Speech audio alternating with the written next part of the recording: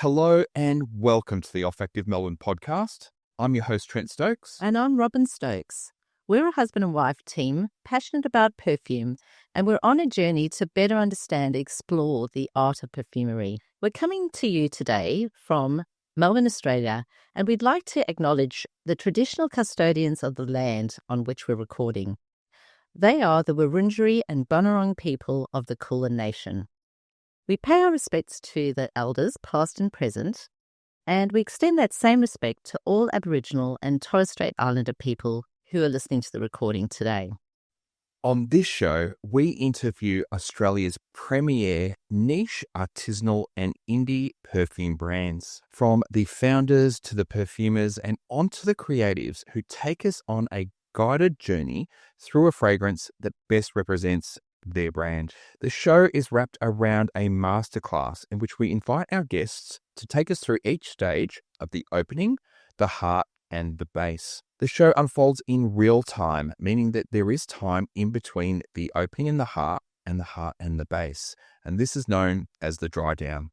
During the dry down, we take the opportunity to deep dive into the perfumer's journey, their brand, their mission, their vision, their values, along with getting a better understanding of some of the technical terms in perfumery, along with how to identify individual notes and accords so that we can more deeply connect with perfumery, and also so that we can better identify the notes that we like and dislike. This allows us to make more informed decisions about the fragrances that we connect with and that we ultimately wear. The show is designed to be both educational and entertaining. So if you like what we do, please like and subscribe and make sure to sit back, relax and enjoy the show. The Olfactive Melbourne podcast is proudly sponsored by Watchvault, Australia's premier destination for luxury and vintage timepieces. Each watch is trusted, verified and ready for its next chapter. Visit watchvault.com.au to discover your next timeless investment.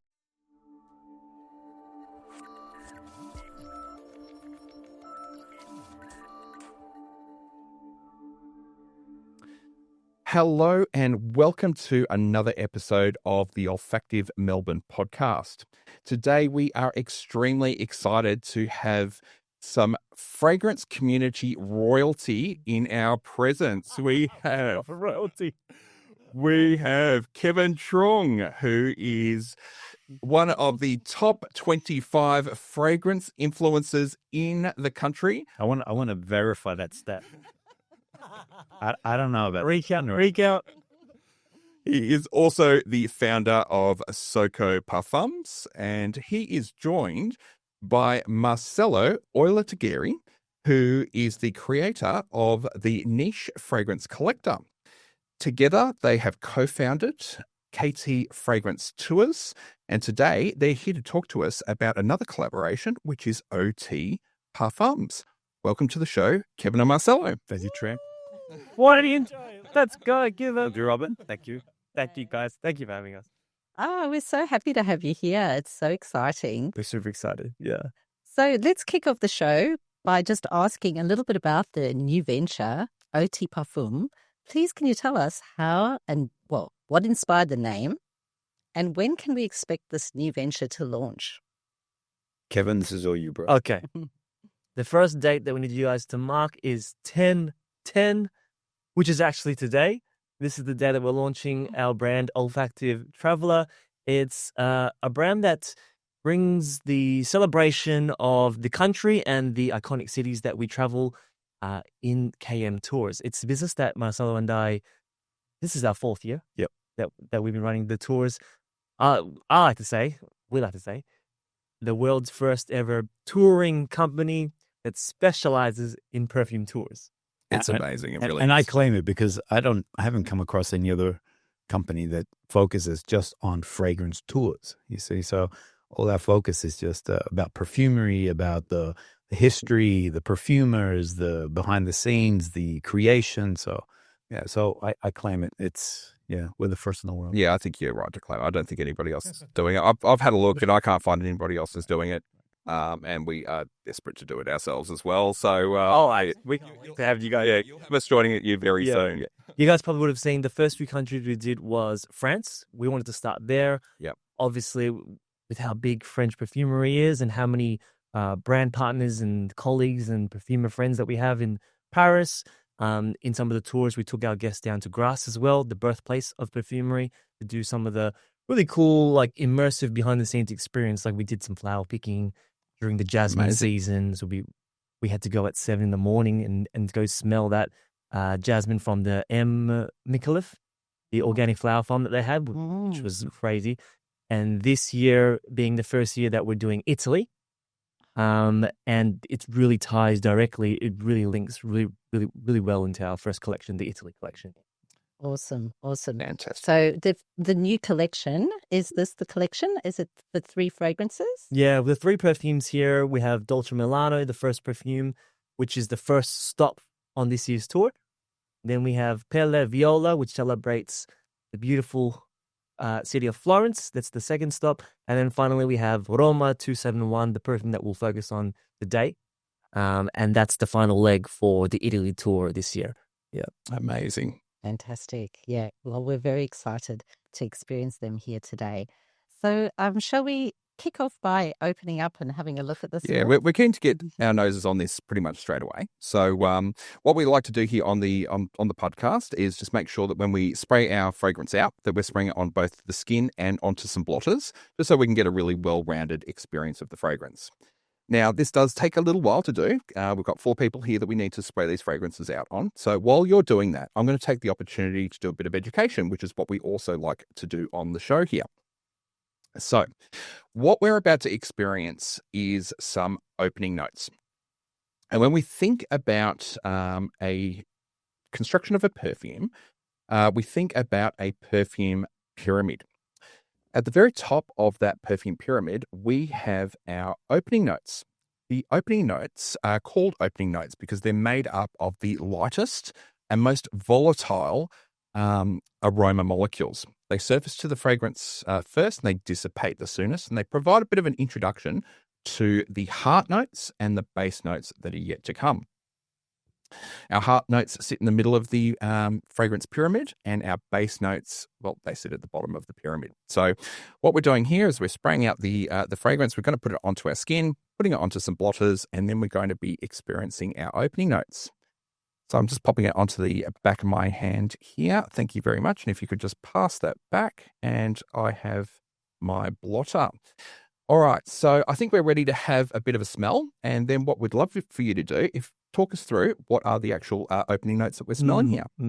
I guess to get a bit of an idea of how we came up with the concept and the brief, our perfumer that we were able to team up with when we were coming up with the brand, particularly with this first collection, we wanted to open up with a bang.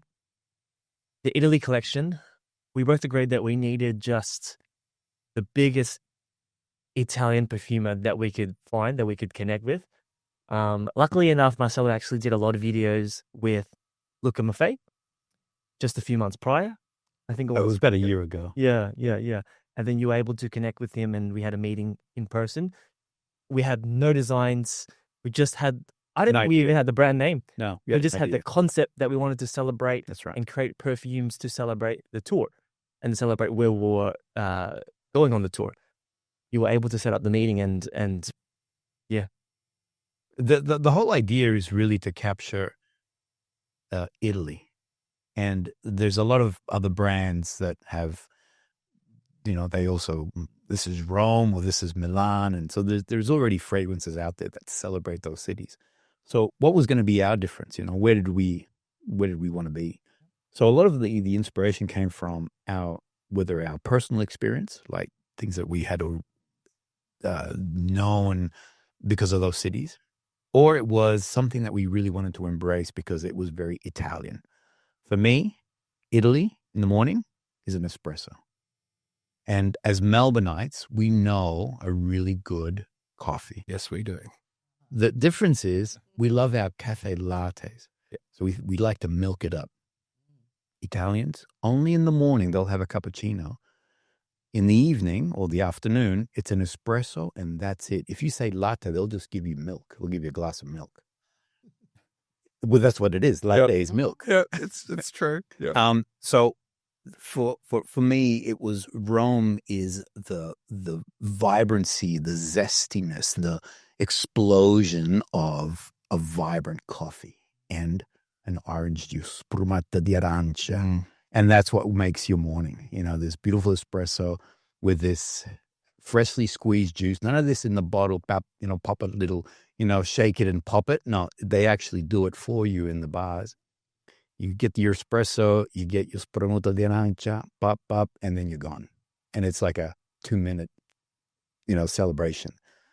So here, you're getting both of those. You're getting that beautiful blood orange, and then this gorgeous espresso coffee that's in there. So this is Rome in the morning, breakfast time, espresso. That's it. Orange juice. Yeah, you're definitely getting this coming through. Yeah. So I'm intrigued. It's called Roma 271. What's the 271? We guessed that this was going to be a question.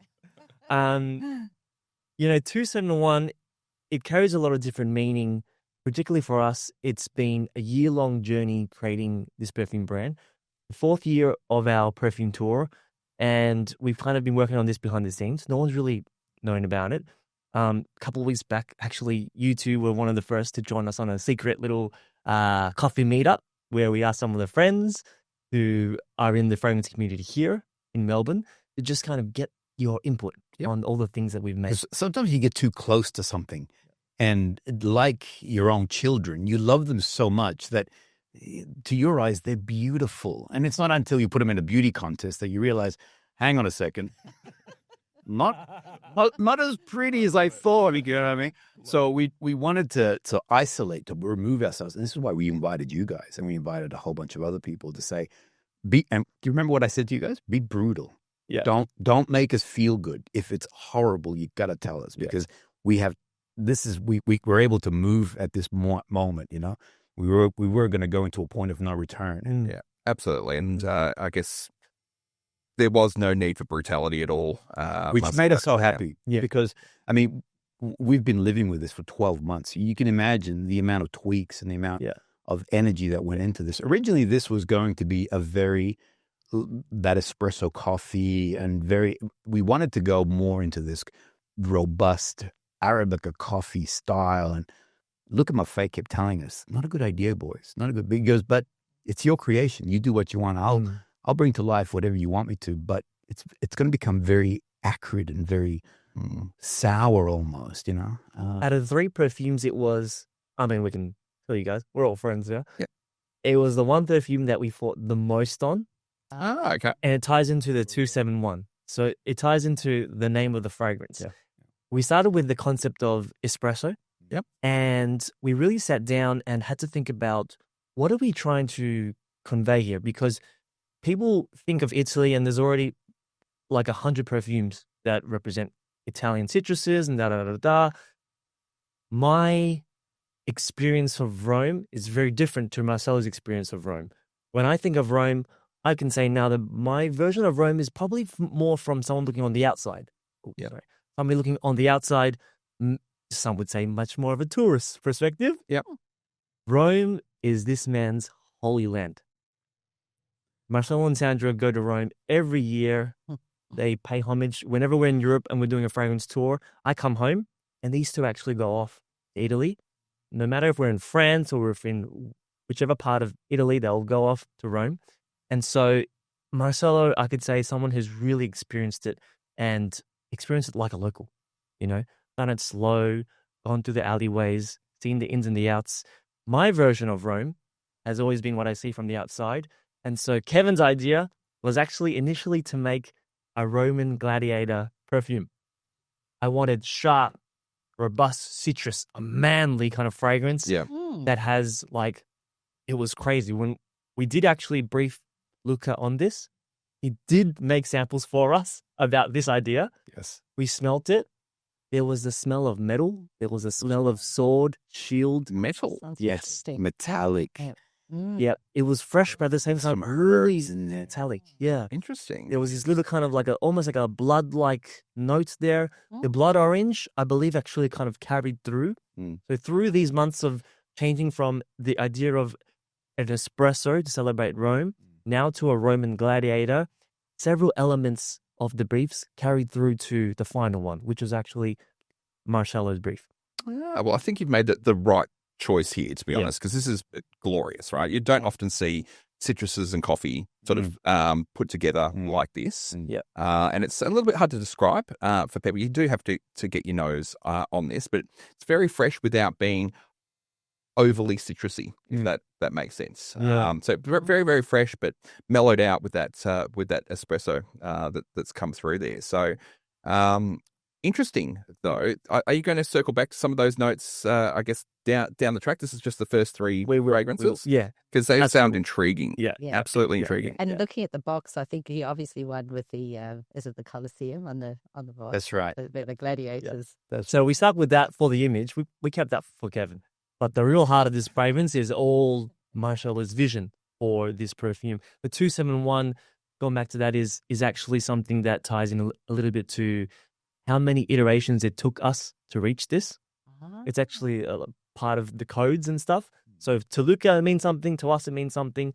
But actually, for the viewers, for the audience, if you search up Rome 271, it will show you a lot of history, and it was a very one was a specific crucial. Yeah. It was a pivotal year. We want have a look at that. It's pretty awesome. It was really the way the universe all sort of bump came together. Because then when you look at it, you're like, oh wow, this was meant to be.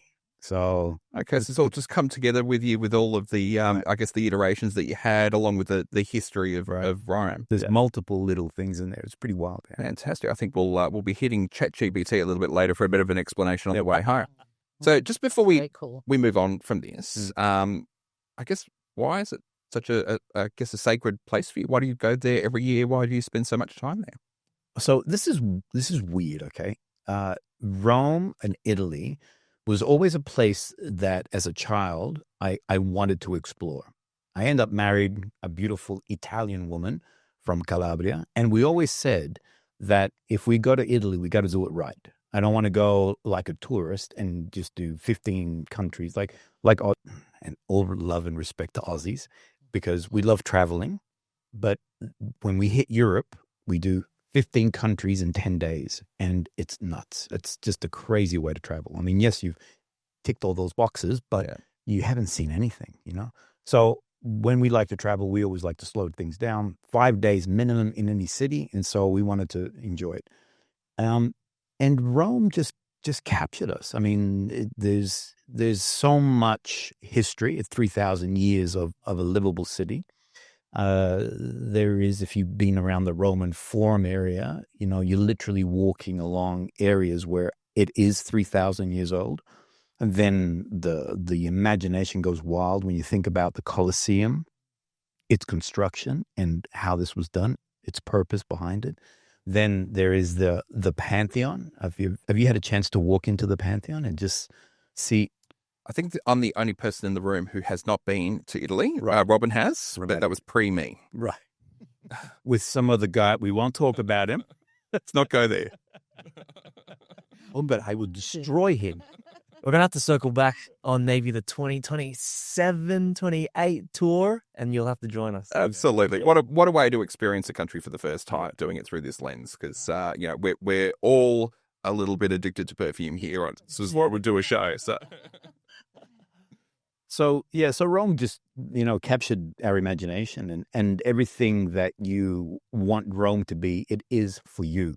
So if you wanted just to be a touristy place with lots of cool things to go see, that's what it is. If you wanted to be a place where the food is just incredible, that's what it is. If you wanted it to be a place of fashion, and so Rome is so many things to so many people. And so every year, and Kevin is right. So no matter where we were going in Europe, we've been to Croatia, we went to Turkey, we went to Greece.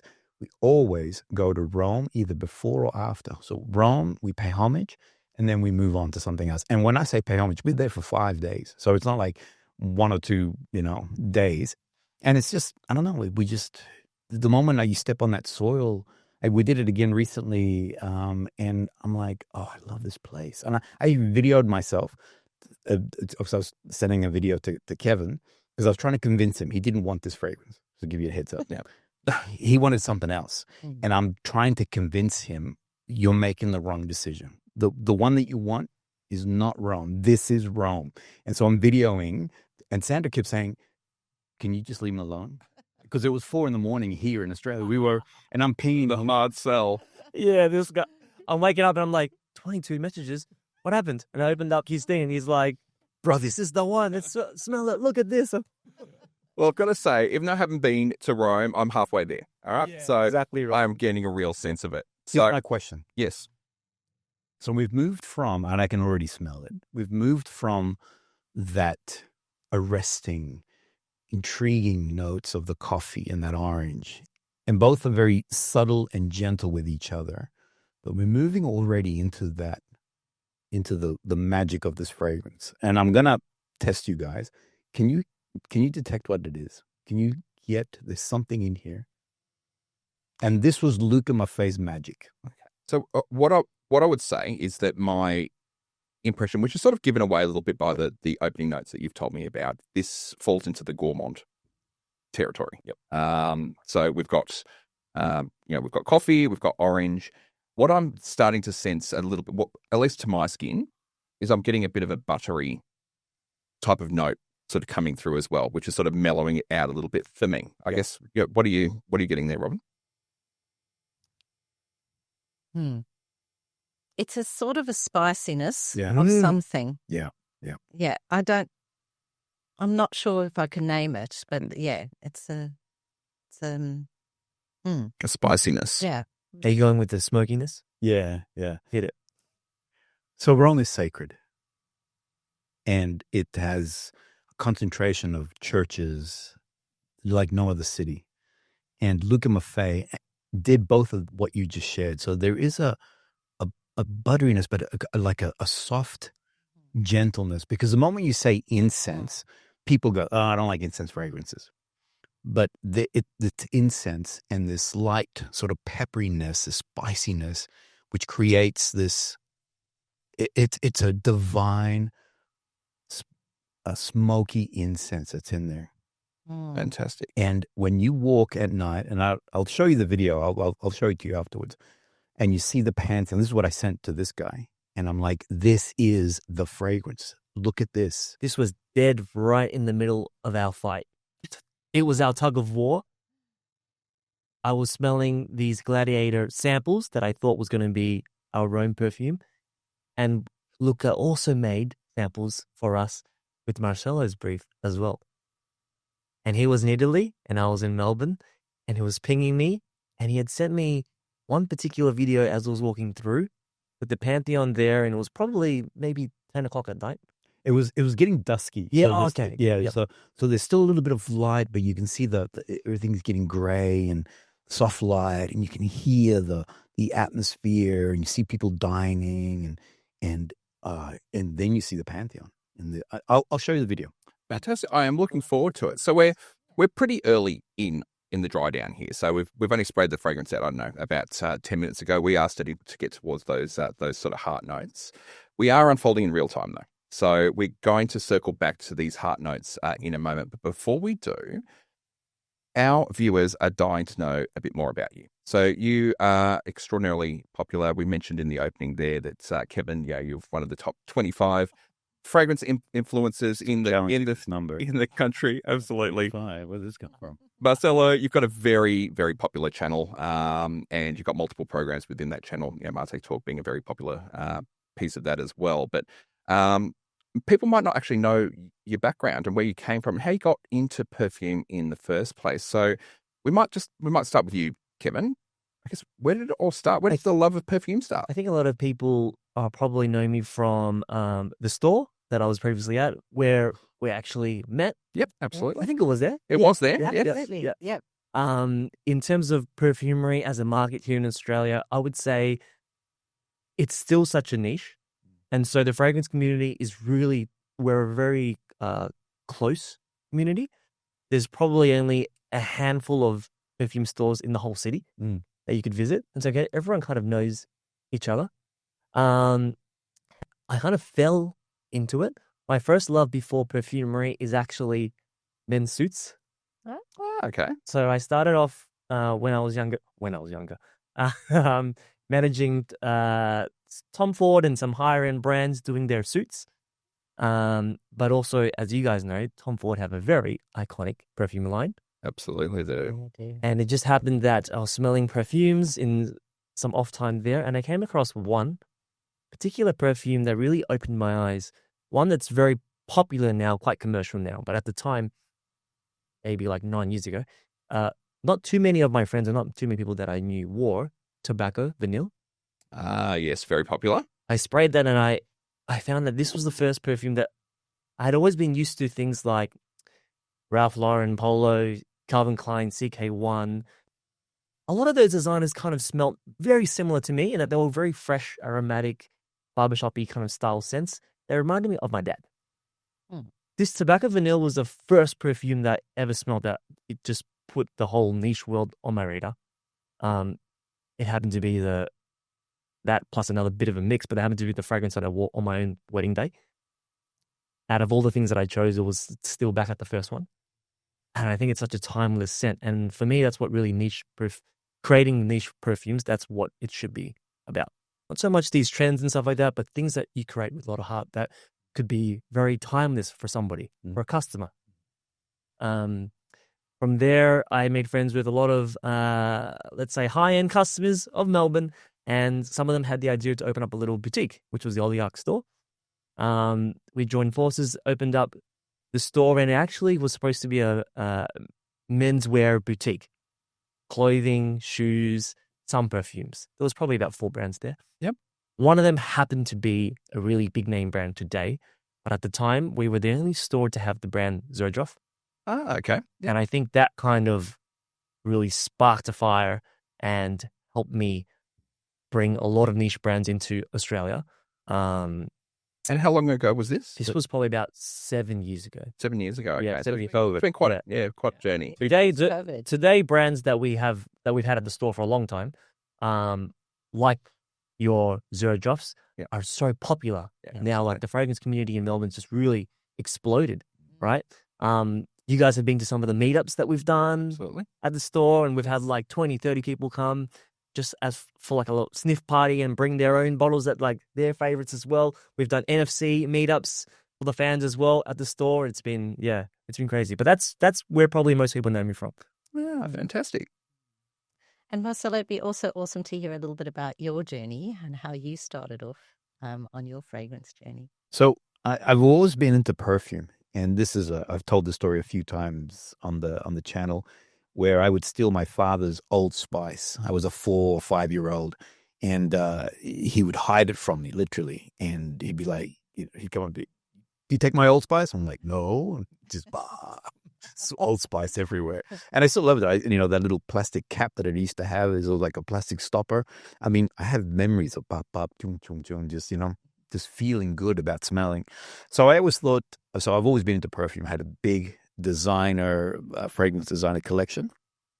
We once went to Mexico, and I remember getting back on the bus, and we had bags of perfume, and the tour operator is like, "What are you planning to do?" I'm like, "Do you see how cheap this stuff is?" It was awesome. Anyway, we were in Florence, and we were doing a walking tour. It was 2017, and the tour operator said, "And this is the Santa Maria Novella Church, and here is the pharmacy that the monks established in 1221, and they make perfumes." And I'm like, whoa, back up. The 1221, I'm like, yeah, they have the Santa Maria Novella fragrances, and actually, you should have a look at Acqua della Regina, which is the fragrance that the monks made for Caterina de' Medici before she married the king of France back in 1621 or something. And I thought, I thought only fragrances came from designers, Chanel, Yves Saint Laurent, etc., and didn't realize that there was a thing called niche perfumery and small batch and creative and yada yada. We went into that boutique, and I bought a number of Santa Maria Novellas. I came back and I thought I was like just a boss. I had these. I'm like, will you check? And then I started to open up this uncover more. I started to realize that niche perfumery is this subculture, like Kevin was saying, that is existing outside of your big department stores and these big brands, with celebrities as their endorsers and all the rest of it. These are now artistic and small batches, and the owner is the perfumer, and that was it. And no lie, I gave away all my designers. My family and friends were so happy because I'm giving away Chanel's and all sorts of stuff. And I rebooted my collection essentially, but it was for me, for my own personal passion. Decided to then get into niche perfumery. And so did you then head down to a store where you met Kevin? Is this how the bromance started, or? There is a bit of a bromance, yeah. So what happened there, I'll tell this part of the story. We were talking about it today, actually. Lockdowns were tough for all of us. Yeah, absolutely. It was a difficult time in the sense that, what do you do with yourself? My core business is filming. We did a lot of work and still do for corporates, for government, for lifestyle. And just before sort of all that lockdown happened, we saw that there was a growing need for lifestyle. And so we started to create this lifestyle brand within the work that we do. And it was slowly getting up on its feet. So we were filming restaurants and hotels and products, perfume. I actually got in contact with Dimitri Weber from Goldfield and Banks. And okay. Yeah. So this was all pre-COVID. And started to go, this is pretty cool. And let's do more perfume bottles. That'd be cool because I get it for free, sort of thing. I'll film for them. I'll get stuff. Then, boom, COVID hit, and we were all trapped and couldn't go anywhere. And my business is about going out and filming things. And so began getting a little bit crazy and thinking, how do I keep myself somewhat sane and creative, more importantly? So I started filming my bottles, and I started filming them artistically in my studio. And then I started doing reviews just as something to do and sending it to friends and saying, check out this. I love perfume. Have a look at these perfumes. And one of my friends said, you're really good. You actually explain it so well that I can almost smell the fragrance. You intrigue me he goes, you should do a YouTube channel. I'm like, no one's going to watch it. It's not going to happen. But I thought, I've created all this content. I might as well now put it out there and see what happens. I mean, to set up a YouTube channel is free. So I'm boom, ping. And all of a sudden, I'm getting all these, this is really cool. I really like what you're saying. And then I quickly realized that I need either to find $1 million somewhere, because to stay relevant, I need a lot of perfumes, or become friends with a perfume boutique. There you go. Exhibit making all the content, you can't do 12 videos on just the same fragrance. Yeah, absolutely. You need to find that secret stash somewhere. That's right. And I just, the fragrances I had were for me, yes, I was collecting them because I'm a collector by nature. But I mean, you don't need, everything that comes out. You're selective. But I now realize if I have to feed this hungry monster, which is the NFC channel, then I need to either spend more money, which I didn't have, or become friends with a store. It's funny because at the time we were, I think I probably would have onboarded maybe my 30th, 40th brand.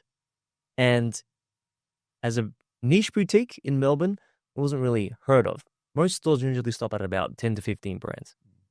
We were going gangbusters. Yep. It was just that time where we found, and this was when we just started pivoting from, if you were at the store at the time, you would have seen shelves and shelves still of shoes. But after lockdowns and during lockdowns, why do you need to buy shoes? You're not walking anywhere. You're not going out anywhere. Yeah, absolutely. For some reason, we were still getting heaps of sales for perfumes. People were buying them and just spraying them for themselves, for their own enjoyment. And I found that this was the point where so many content creators, their views and subscribers just went way up because we were sitting at home just consuming content, watching videos. Yep. And because they were getting curious, they're watching a guy like this talk about Xerjoff, Naxos. And they're like, where can I get my hands to at least smell it? They would jump on. We were the only store that was selling brands like Xerjoff at the time. They'd find you. They'd find us. When we were out of lockdown, working with influencers has always been quite interesting. We had got a lot of DMs, and to be honest, for the most part, a lot of people just wanted free bottles. Yeah. but they would not really put a lot of heart into the post, the content. I always felt that it's supposed to be a real two-way street. Like we're both supposed to get value out of it. And so I met this handsome Argentinian, Italian-looking gentleman here. And it was trying to pitch me. I had this channel, and I just thought we could shoot an episode together, and it was showing me the channel. I just thought, this is pretty cool. At the time, the numbers were Very small. at a different level. Yeah. 200, 300 subscribers, nothing. And I didn't know how seriously this was going to be. But something in me just said, Kevin, what's the worst? I think at the time, maybe Marcelo had asked to put one Monday aside and would come and film 4 episodes together. Yep. On my day off. And so for me, like, on my day off? Oh, okay. All right, let's give it a shot. Yeah. We filmed this first series we called the NFC Oligarch series. 4 episodes. They went absolutely mental. For my channel, it went mental. We got 3 views, And it's very well. Yeah, it went well. Yeah. For a niche hobby in our city here, in our country that isn't so big, it went super well. Yep. Mm-hmm. I was getting customers come in, and when you create content, when you create videos, even like the episode like this, it lives on. What people forget is that they get excited and it goes live, but they forget that it lives on the internet forever. Right. Absolutely. Forever. Right. Yeah. And so over the next 6 months, 7 months, 8 months, I was actually getting customers come into the store that might have just seen it last week, but we had put out the episode in the beginning of the year. Yeah, 10 months ago. Yeah. And they were like, oh, I found out about your store. This Aussie guy was doing video with you. I think it was on this couch. If you guys remember at the store, we have like this really the red couch. red couch. Yeah. Yeah. And they were like, oh, this is where you guys film it. And I heard that for the next 5 years. And so every year we would team up and do a series together. We built a bit of a Batman and Robin bromance. Well, one thing that just happened naturally, and again, I go back to that, let the universe sort of move around. And I'm not trying to get, hocus pocus or anything like that, but certain things sometimes happen for a reason and in the right time, in the right place. One thing that never would have picked is that the relationship, the friendship between us is pretty awesome, And we've only really known each other for 4 years, essentially. But even in that first episode, my sister who watched it, and she said, you guys are instantly connected. You can see the chemistry between the two. And that was the very first time. And actually, I'll tell you now, I don't know if I've ever told you this. It's tough. I was nervous that first episode. Yeah. I don't know if you realize I'd like my saliva I got choked up because I was like, I hope this works. Isn't that brilliant? Yeah, fantastic. Guys, we love hearing the story of how you guys sort of got together, and your channels are fantastic. We've been watching you for quite a while. I think the first time I bumped into you, Marcelo, in the store, I sort of geeked out. I'm, oh my God, I've been watching your channel for years, and because there's a lot of value in what you guys do, and you do introduce people to fragrance in a way that makes it accessible to them. Not hoity-toity, not out of reach. It's just you make it nice and accessible, and you've helped to introduce us to niche perfumery. I'm not sure whether to thank you or whether to sort of straddle you. Yes. I mean, the bank account's paying for it, absolutely. But fantastic. So what we might do here is we might just take a little pause. And the reason why we're going to do this is because we're well into the dry down. Yes. And so we want to circle back to these heart notes. And what we do on the show is we do educate. So maybe, Robin, do you want to just take us through what a heart note might be before we circle back to the notes here? Yeah, sure. This edition of Olfactive Melbourne is proudly brought to you by Silver Australia. Silver Australia design and shape their jewellery in their studio in Melbourne, and they're pleased to offer Olfactive Melbourne listeners 20% off when you use the code MASA20.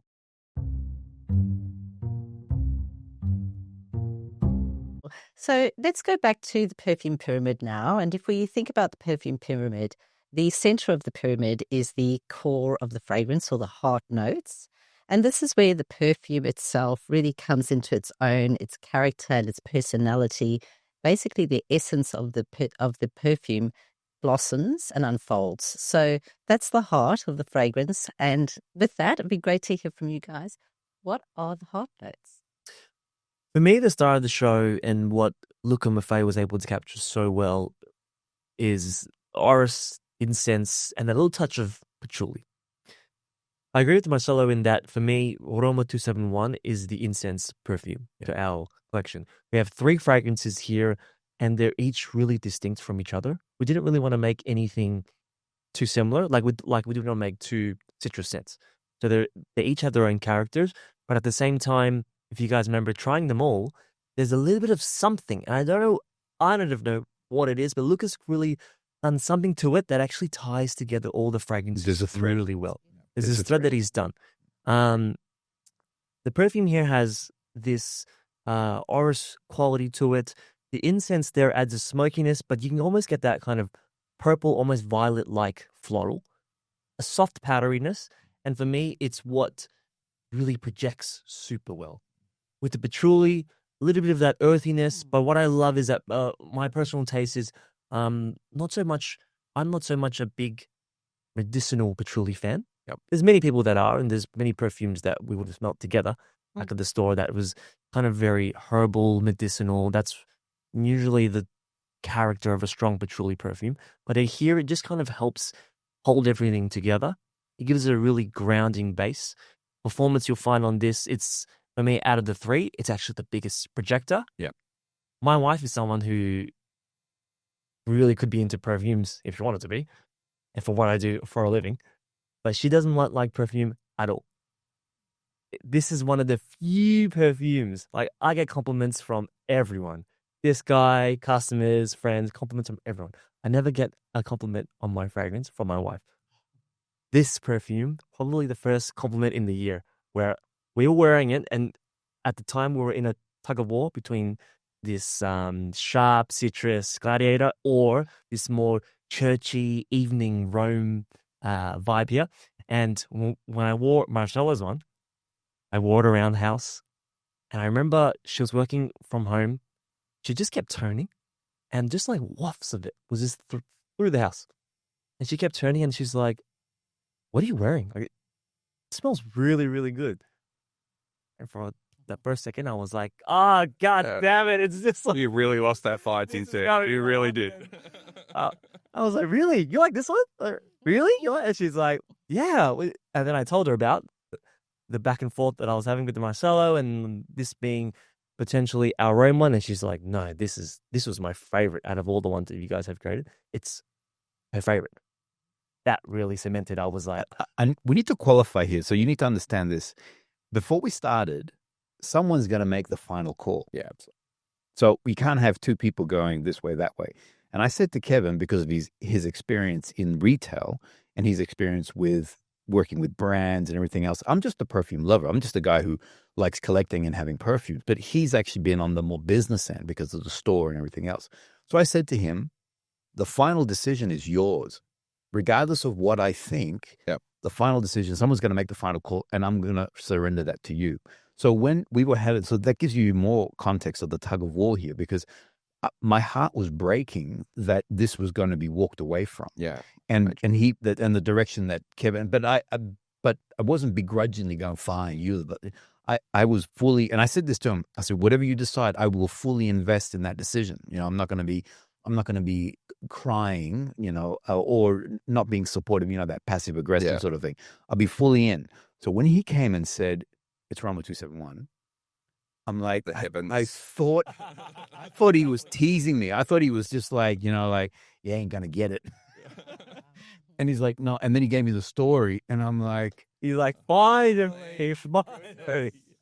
hoping it's going to be a winner. I'm hoping it's going to be. I mean, it's beautiful. And I think I gave you quite a few compliments after smelling. I remember when we had tried in our secret meetup. Yes. I think it was your favorite. Yeah, it was. It was. I think I sent quite a few messages going on. Yeah, that's so blown away by this. Yeah. I was quite gushing with it because it's an extraordinary fragrance. And I think, we're mentioning incense here in this fragrance. And sometimes when you have incense, it can overwhelm a fragrance. And I've got to say here, this is incense forward, but not incense dominant. Mm. I think that would be a good way to describe it. It's not overwhelming all of the other notes that are in here. It just weaves itself beautifully in with the other notes. Correct. You can pick the other notes out, but it's distinct. You Correct. get that church type smell. The reason why Kevin resisted this, because he said to me, name me 4 fragrances that are successful incense fragrances. Yeah.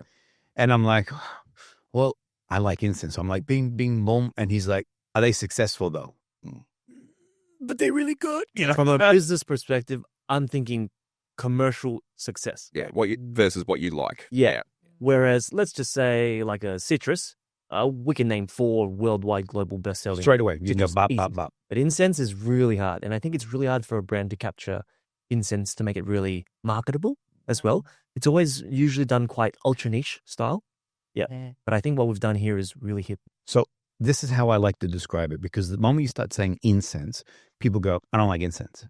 All right. So instead, you've just come out of a coffee shop. Mm-hmm. All right. And so a beautiful espresso, they're roasting the coffee there and everything else. And it's actually permeated onto your clothing to some degree.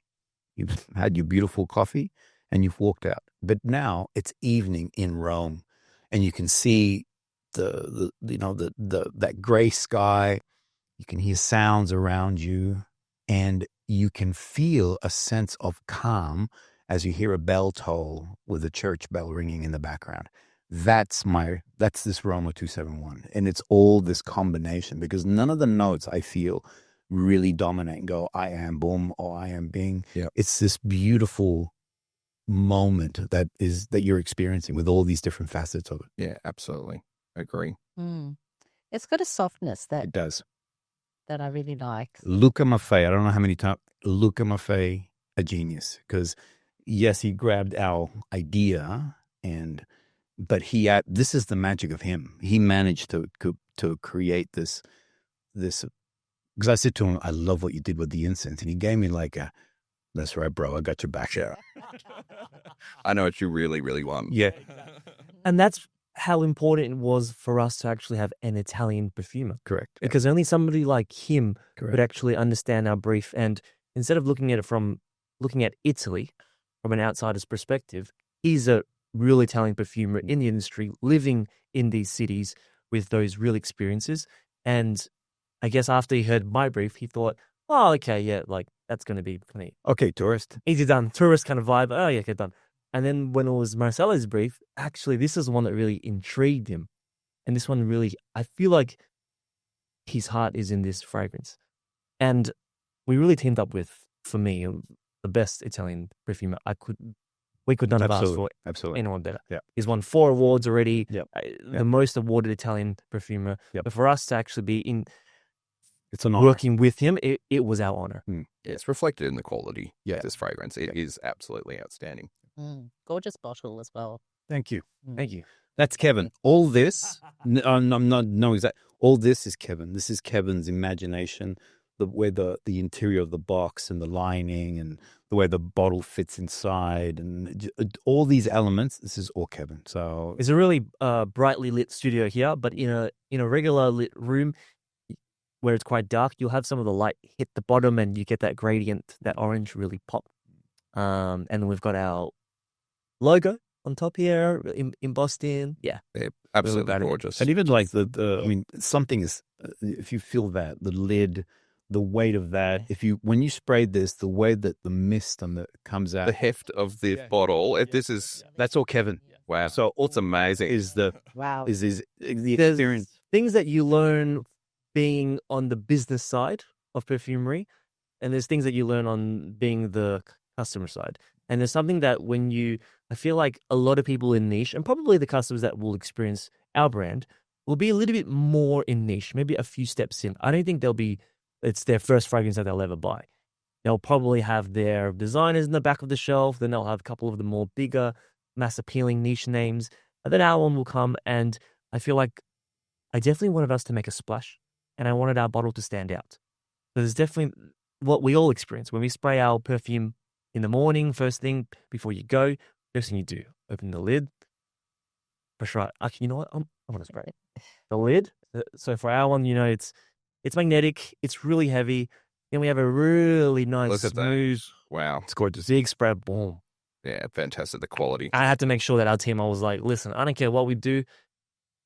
It's got to be, everything's got to tick off for the experience. Absolutely. Of the customer. Amazing. It does Yeah. annoy me when I purchase a niche perfume and I've spent $500 A lot of money for it. and Yes, absolutely. it's just got a shitty lid or a shitty atomizer and It atomizes a bit. Yeah. Or the box is just black. yeah, I'm like, come on, guys. I mean, it's an experience. All right. So I've stepped out of designer world and I'm stepping into an experience. I want the experience to be the opening, the pulling it out, the taking the lid off, the spraying. I want the whole thing to be the experience, not just the fragrance itself. So you're winning here. Absolutely. And exactly your thoughts on this, it's really what we tried to reflect in our brand Olfactive Traveller, because it ties in again to our tours where we're not doing quick one-day tours for like 40 people. These are really small curated tours. And the whole purpose of it was that we wanted to keep it small enough for us to slow things down, experience the city. It's all about the joy of traveling. And so for our perfume brand, it had to be that too. We had to think about all the little details for the customer to experience joy. Fantastic. So I think that is a magnificent segue into exploring the other fragrances in the range. So you've mentioned, the KT fragrance tours. These feel a bit like you're capturing the memories of each one of the sites that you go into, and there's a particular order that you go through your fragrance tour. And I think you've lined those fragrances up there sort of in a particular order. I've lined it from the back, actually. Yeah, but yes. First one. Boom. Boom. Hit it. You do it. Okay. All right. So for our first fragrance here is Dolce Milano. Yes. And it's actually, so this is the first stop on our Italy tour. The first stop of the tour, and we have the Duomo in the front. This is actually the perfume that was made as our gourmand perfume in the collection. So this is our real gourmand.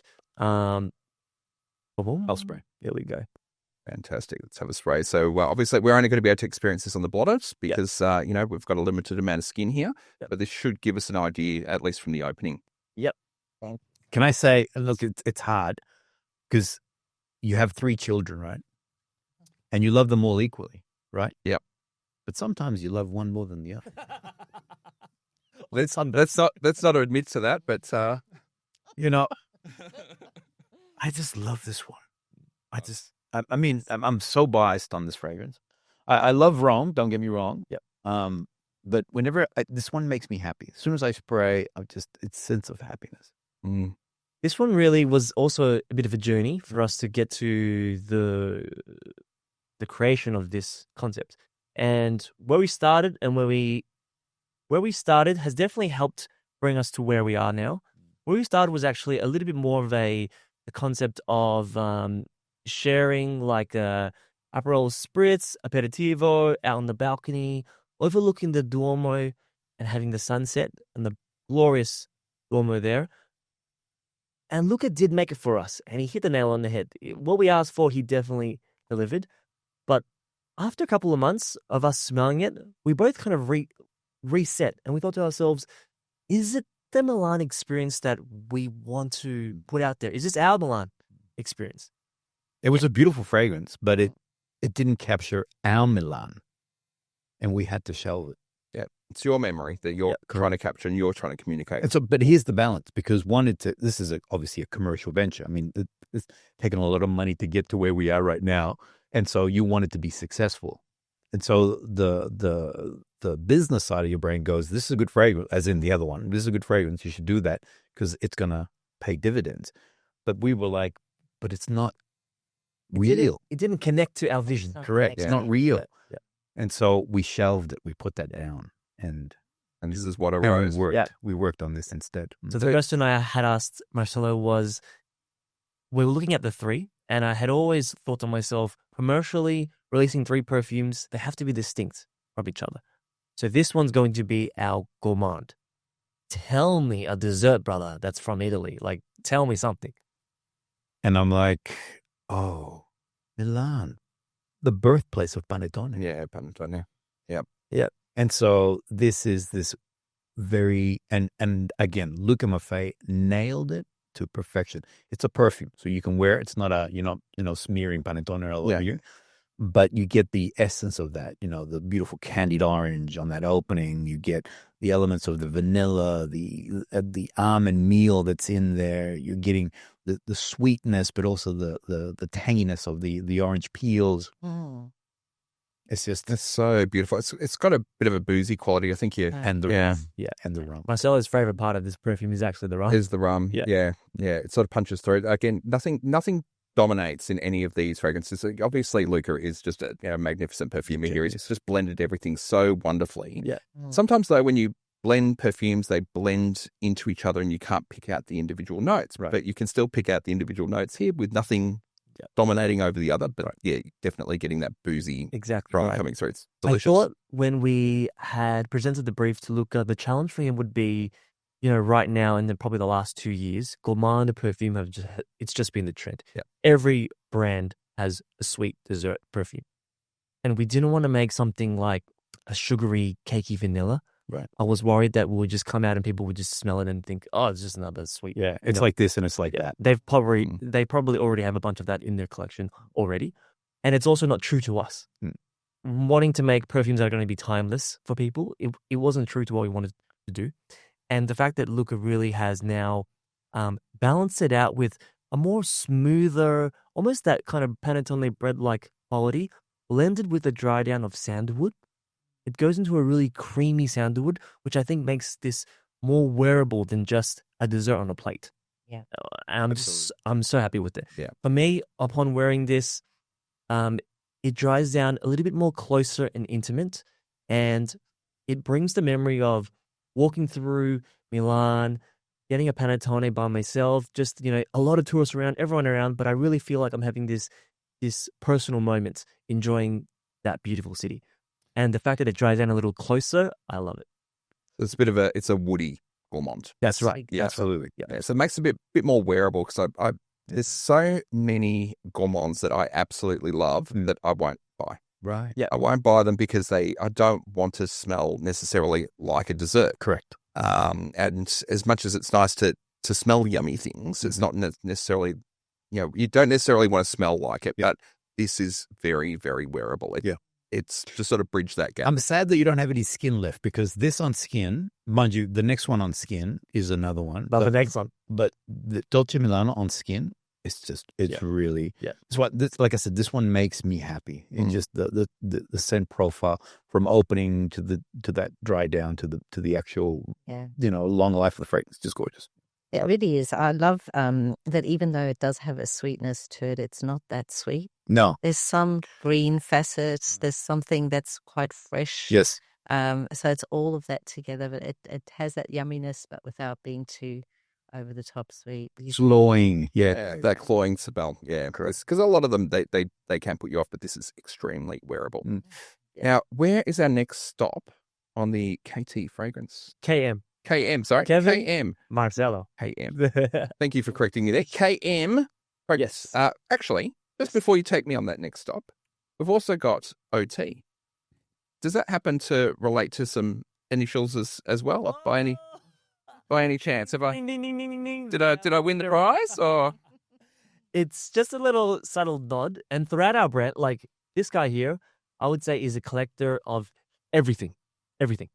Perfumes, art, pens. He actually got me, which my wife does not like and approve of, by the way, has gotten me into a pen addiction. Oh, really? Yeah, we're buying like pens now, like out of all things. We're just collecting pens. We're not buying them together. We're not buying them together, but, your thing. but we bought my first pen together, actually. Yeah. Don't let him get you into watches. I can see a Panerai on his wrist. And that'll see. She's watching now. Unfortunately, part of the tour this year is we are going to the Florentine boutique, the Panerai boutique. So we are doing a special experience in there. So the intention is that, yes, he's going to get into Panerai. Oh, my gosh. I will say that this show is actually proudly sponsored by the Watch Vault, which is the number one place to get your luxury timepieces from. So we share this addiction, Marcelo. I'll share my little collection with you as well. But fantastic. Let's head on the tour. So where are we now? So all the little things that Marcelo is into, he's placed Easter eggs everywhere. Yeah, there's just little Easter egg hints. So the KM tours and the OT, a little wink to our names, and you'll see a lot of other things when the customer.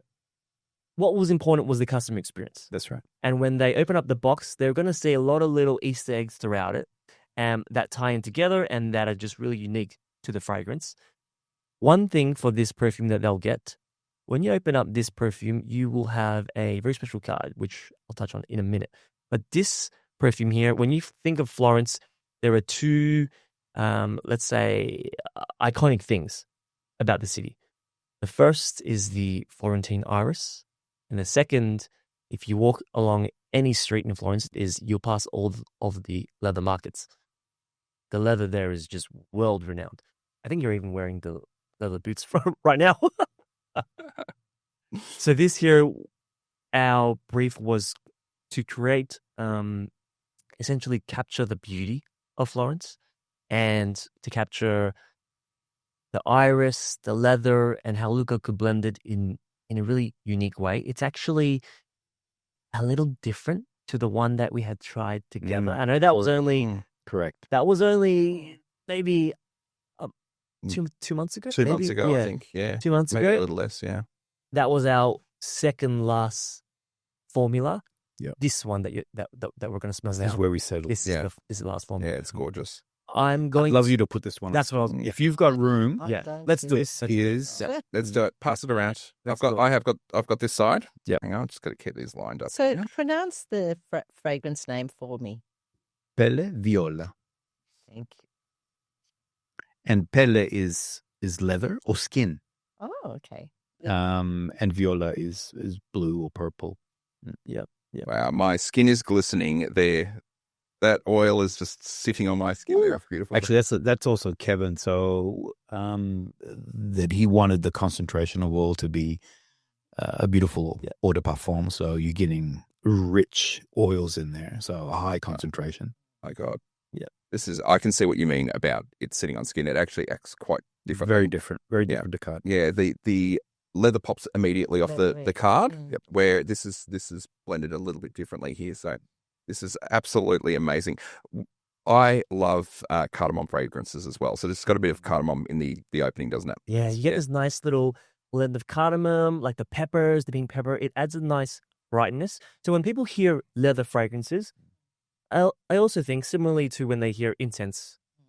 When they hear leather, a lot of people just stay away because there are so many really hardcore leather fragrances that are almost like, you guys have ever tried like those really intense leathers that are almost that petrol kind of smell? Yes. Right. Yeah.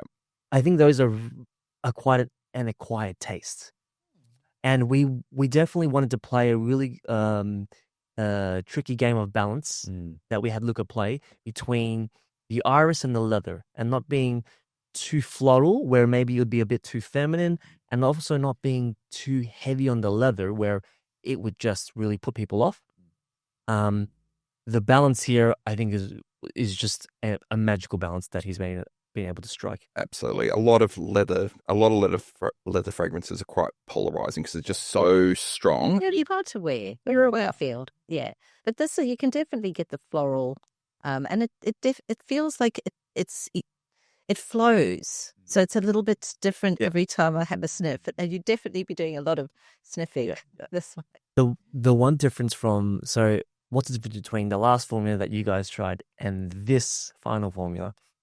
For the one that we tried, it used a iris compound. So an iris that was naturally derived from several sources: Italy, I believe Germany, and France.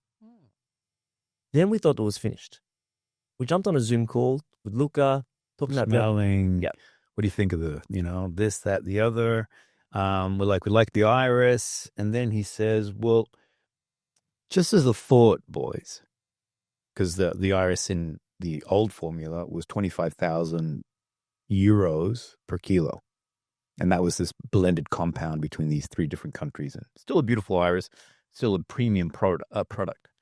He says, look, you know that one thing we forgot to tell you is in the OT, in Roma 271, we're using bergamot from Luca Maffei's farm in Calabria. It's an organic bergamot farm. They invested in this probably about a year or so ago. So it's a really unique and also cultivated in a way that preserves the quality of that bergamot. So it's about lowering the industrialization of it and really trying to get the maximum value and smell and the floral. So just something beautiful and unique. He goes, well, at the start of this year, we actually bought a iris farm in Florence. How committed are you guys to putting a genuine Florentine iris in your fragrance? And so that's when we knew that a price was going to come and smack us in the face. I can imagine. Marcelo had a pen and paper Because we're on the Zoom call. Yeah. And he's doing this big build. And I'm like, man, he is really working us on this. And I'm nudging this guy. Yeah. And then he goes, the iris that we have, the highest quality iris from Iris Blue Farm, is 65,000 euros a kilo. Oh my God. The You original can put it in your formula, but it's going to blow your budget like way off. And all I get from this guy next to me is this squeezing of my elbow, squeeze like under the camera so no one can see it. He's squeezing me and he gets a pen and he writes down, "We have to have this." I'm like, oh. He was working the budget. So he's working the budget with all this. And I'm like, I don't know how we're going to, but you got to get this. I don't happen. We got to get this. I don't want to hear about, I don't want this compound. Yeah. I want this iris. And this is the other thing too, that it's a small farm, 1.3 ton per year. That's all they're able to get Yeah, in. it's a very small batch. Yep. Yeah. So we said to him, all right, thank you for the price. Can you make it? He goes, well, let me get back to you because I don't have a lot left from this year's harvest. Yeah. The particular harvest from this year's batch that we have bottled, for those who might not know, the iron percentage is what determines the quality of the iris harvest. And for most batches, you might get a harvest that's about 8% to 20%. Luca has done the assessment with AFM. For this particular harvest is sitting at 22%, much, much higher than any other iris quality that we would be able to get. And so he said, I'll check in with you guys next week. I'll see how much that we have left. Because we had the Zoom call. You remember when we had our meeting and we thought that we were finished? Yeah. It was actually at the end of the harvest already. We checked in with him again the following week, and he's like, boys, I have enough to squeeze in for you guys with your formula, 500 bottles. That's it. That's it. Until the next harvest, Yeah. we've got, Yeah. that's all we can produce. And that's why we created this. So this was just a cool little certificate of authenticity, just to certify that the iris in Pelle Viola in your bottle is from Iris Blue Farm, the exclusive farm of AFM. And at the back, it's going to be hand signed by us to certify it, and we're going to handwrite the number of bottles. Well, So it's like we're not going to make like going to show it. 3,000 bottles, limited edition. Yeah. Thank Yeah. you. So the next harvest will request some more. It'll probably be a different number Yeah. of bottles. So depending on each harvest, we'll ask Luca how much can we get our hands on. But for this harvest, we only have 500. So when they sell out, they're done. And we can't make any more until next year. Okay, yeah. So no matter what, it's always going to be a bit limited edition. Correct. This, Always, just- yeah. Just due to the volume. they can only do 1.3 ton, period. Yeah. And he's got also other Big brand. formulas Other that clients as use well, this. yeah. So the whole idea is that Well, you boys certainly don't cut corners, No. do you? I mean, We from find- the, Special. Yeah. from the quality of the Looks- bottles, We the didn't want- quality of the juice, the quality of the ingredients, it's amazing. So you're getting something truly unique here, and I think it's absolutely beautiful. I've got to say, you've just hit the market right at the right time here because iris is so hot right now. It really is. I mean, we're starting to see this bit of a trend worldwide. Wow. I didn't know that. Yeah. So it is happening. Yeah, fantastic. We're hearing a lot about iris at the moment. So, and we love iris fragrances as well. Okay. Fantastic. Thank you for taking us through the KM fragrance tour and taking us through the range. I think we've probably had adequate time now to dry down and get down to our base. So just before we do, again, we are a education channel, so we're just going to do some education on the perfume pyramid. So we're about to experience our base notes. And our base notes, if we think about that perfume pyramid, the base notes sit at the very bottom of the pyramid, the widest part of the pyramid. Now, if we think about base notes, they're almost the opposite of those opening notes. So where our opening notes are very light and very volatile, our base notes are very heavy.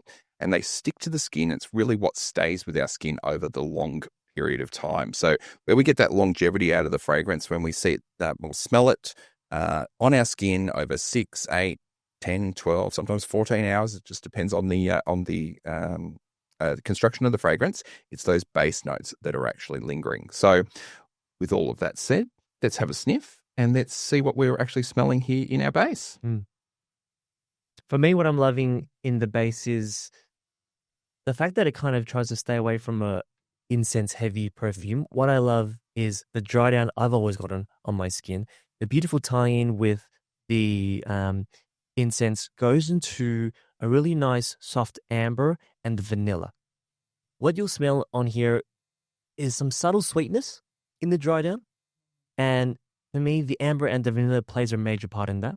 The vanilla, I think, especially plays a really vital role in balancing out with the orris and now the incense and the smokiness.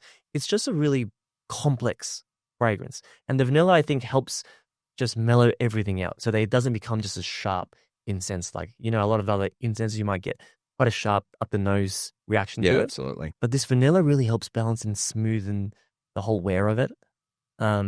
Performance-wise, people that I've sprayed, they always get quite a strong sillage, and they tell me it's like 8 to 10 hour plus performance. And the vanilla, I think, is what a lot of people love.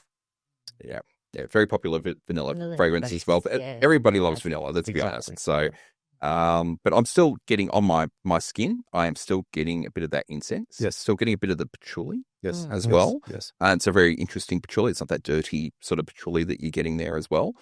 And as you just mentioned, the amber's really coming through for me as well on my skin. What about yourself, Rob? Yeah, I think so too. I'm still getting a bit of the sweetness. I don't know. I feel like I even get a little bit of the orange. Maybe that is the sweetness, right? So I just think it's very glorious, actually. And I can see how as it warms up and as you wear it longer, the vanilla will sort of, I guess, become more to the forefront. So, yeah, I love it. When we were sitting and designing it, it was funny that we're going through it as a perfume pyramid. And as we were discussing, we were chatting to Luca, Marcelo was like, the way that we experience the fragrances, particularly this collection here, isn't actually so much a pyramid in top, middle, and heart. And so when I was designing the box, which the customers will see on the side, I've actually erased off top, heart, and base. And we've just listed all the main notes to it, because I do find that, just as Robin said, even after hours, you'll still get lingering notes of the orange and stuff, even though it's in the top. But it doesn't really do its traditional way of evolution. Yeah, it's not really linear. Yeah, it's kind of circular. Yeah, absolutely. It sort of bounces up and down through that pyramid. So, and I think that this is probably where you've got an extremely talented perfume. That's it. That's exactly right. And he's able to sort of manipulate this. So, and it's, as I said, it's extraordinary. It's you've got a gourmand note that carries you all the way through at the different stages of it. So it stays really true to that gourmand note, but again, not without being overwhelmingly gourmand, not cloying at all. But yeah, really, really well balanced there. I love it. I think it's This is magic. It's really well crafted. You need to like Rome. You can't just fly in for a day and say, I've done Rome. You got to go 5-7 days, relax. And the first time we went to Rome, I never went into the Colosseum. We were there for 5 days. I didn't want to go into the Colosseum because I didn't want to spend that time where I could really wanted to wander. So we went to the Colosseum on our second or third visit. We saw it from the outside, but I didn't go into it.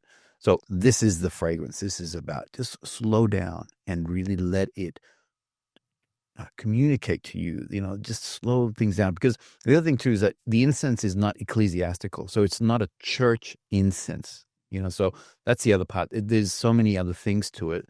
The gourmand elements to it, the amber, the touch of patchouli, the spiciness of the incense. All these things this is what creates this beautiful, beautiful sort of composition. Yeah. So at the base notes, then, would we say that this is the end of the day? Yeah, correct. This is your evening. This is your, like I said, the coffee was still it's still on your clothes. You sort of, but it's still lingering, or that orange, or that. So it's lingering in the background there. But now, it's taking me into the day, into the evening. Sorry, yeah. So we've gone from breakfast through the course of the day. We've wandered around Rome. Now we're into the evening, and we've got the full experience. So this is where that travel element of it really ties in. It ties in so strongly with the KM tours. So tell me, just if we can circle back just to the KM tours for a moment. So if someone was to actually join you for a KM tour, what Your could spot's they? there. I That's saved it. Oh, I'd thank you like so much. 2026. We're waiting for you. Sign us up. Sign us up. Fantastic. So what could we expect on that fragrance tour? How long does it go for? What do you actually do? I mean, I know it's around smelling fragrances in different regions, but yes. give us the picture. So really, the way that it started was we've built so many contacts, colleagues we've become really good friends with a lot of the brand owners, perfumers as well, and people that could really open doors for us that we've seen just ourselves being in the industry. And we thought we wanted to bring customers, perfume lovers from around the world, all come together. All of our tours, every year we've had people come from all over the world. Spain, Germany, the US, New Zealand, Colombia, the Netherlands, all come from everywhere. And we all are brought together wanting the love of perfumes. And this is what we wanted to do. You know, Marcelo's style of travel, just as he said, slowing things down. It isn't just a quick, 2-3 days thing. We actually do 7, 8. Every year we've actually added an extra day. Yeah. Because we've actually wanted to even really immerse ourselves even more. So this year's Italy one is 9 days. And the 3 major cities, with this particular tour being stops in between Turin, Tarzana as well. So we do this little, quite small other immersive things with the brands as well. Yep. Some brands allow us to come into their own private flower farms.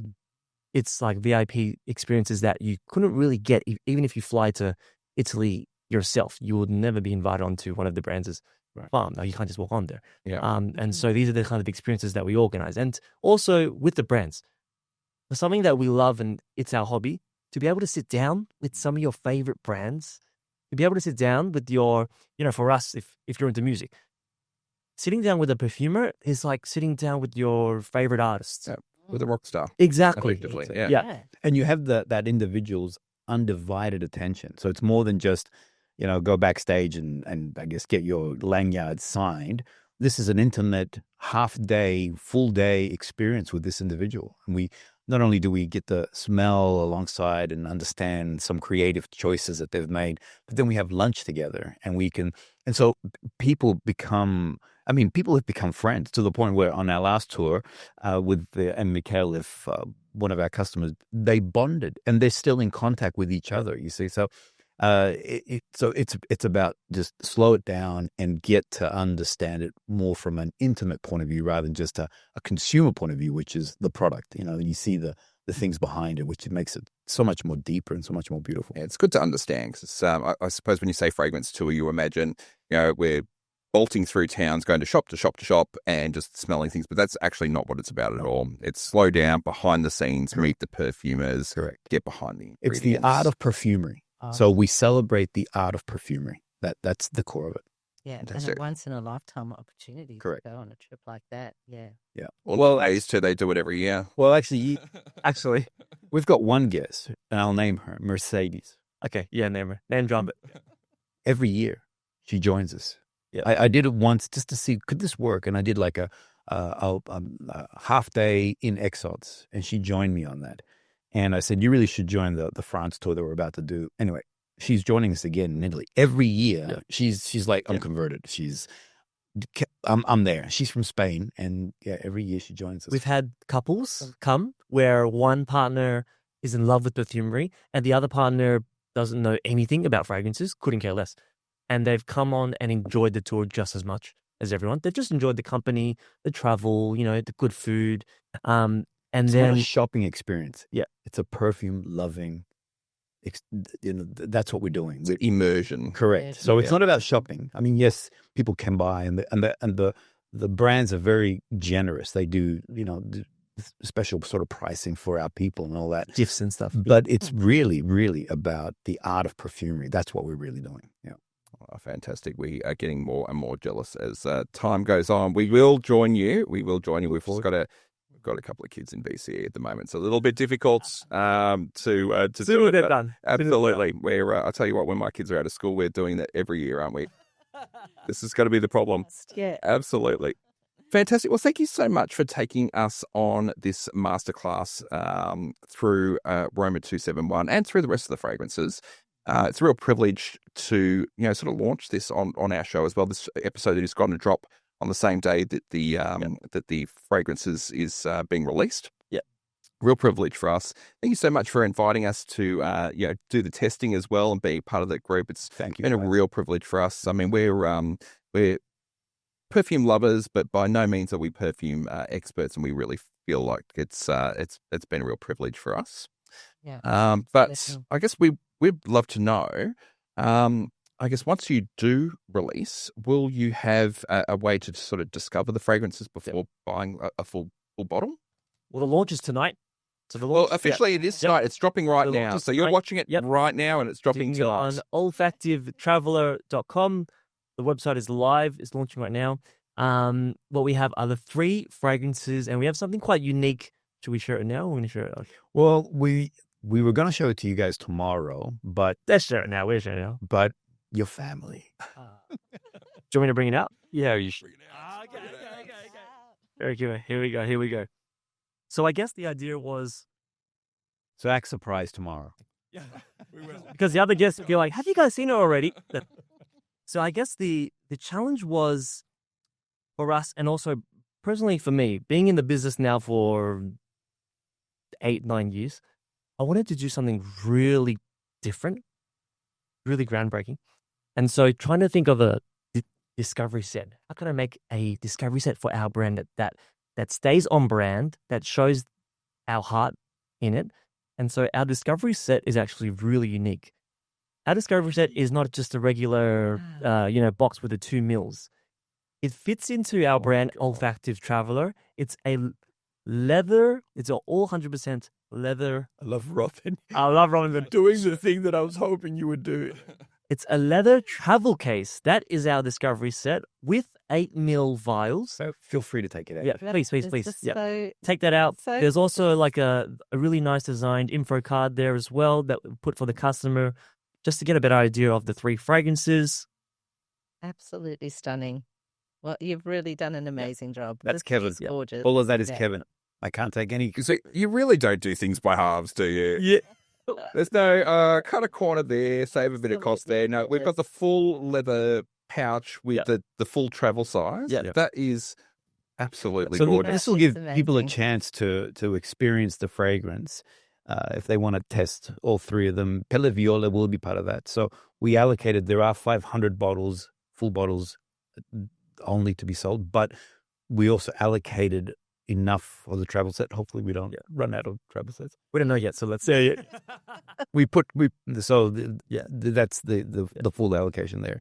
But we wanted something that is easy. I mean, another thing that we love doing is taking fragrances, but you don't want to take a full bottle. So I always say to people, take some samples and use that. So this is that concept. The one thing I hate is Absolutely. taking 2 mil samples. Yeah. Okay, that's right. Yeah. So this becomes a beautiful traveler where it goes with you. Yeah. And before, as we were saying, our tours and our brand is all about slowing things down, enjoying it. There's no way that we could create a discovery set with just 2 mils where you only get to spritz it 2 times and you've run out of the whole bottle. Yeah. Right? We want people to really wear it and enjoy it. So we wanted to create a discovery set, or here, the traveler case, where they can bring on their trips, or they can really, really experience it, because you've got a full 8 mils there. Mm. You can wear and experience and really find out, is Roma 271 your favorite? Is Dolce Milano? Are all 3 your favorites maybe? All 3 are my favorite. Yeah. This is a great way to do it. This has sort of been our fragrance journey. Is we've gone from those sort of 2 mil fragrances to jumping into a bottle, and you go, oh, actually, I don't necessarily like the full bottle after a full wear. So we get those sort of 10 mil travel size, and we go, do we really love it? Do we really want to wear it? We wear it for a long period of time, and then we go, yeah, we've fallen in love. Now it's time. The commitment's been made. I've proven it to myself. I can justify it in the bank account. Right. Sneak it in. Yeah. For people like us who collect so many fragrances, and most of the fragrance community, even like everyone knows, you went on a different day, different weather. different mood. It's kind of you get different facets of it. And for a 2 ml, you can finish it in like less than a week, and you don't really get to really experience it. So I think the size that we're offering here for the customers is just a really good size for them to experience the whole brand.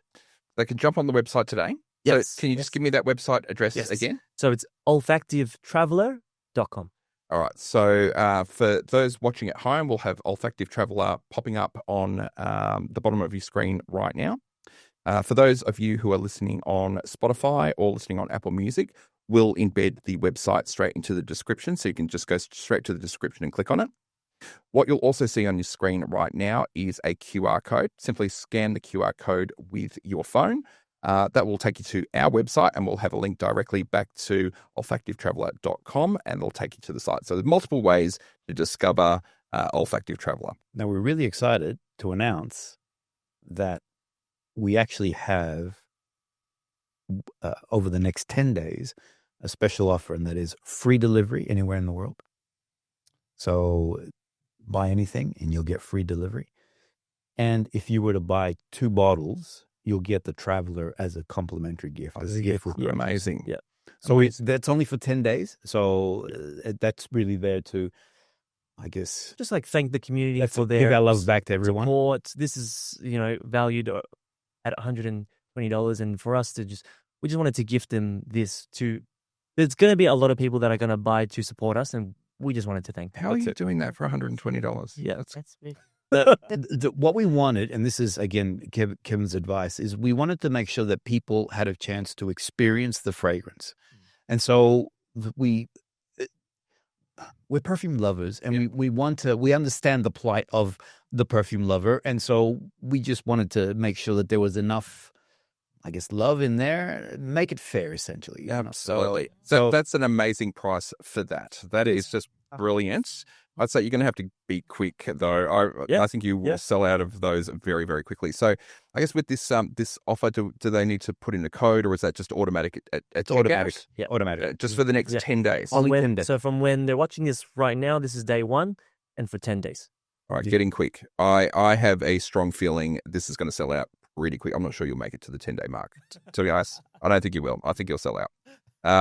We might have to put some bets down. What do you think? Then we can afford to buy them all. Yeah. Fantastic. Awesome. All right. So we've got our website. I guess this is the first release. All right. So this is Italy.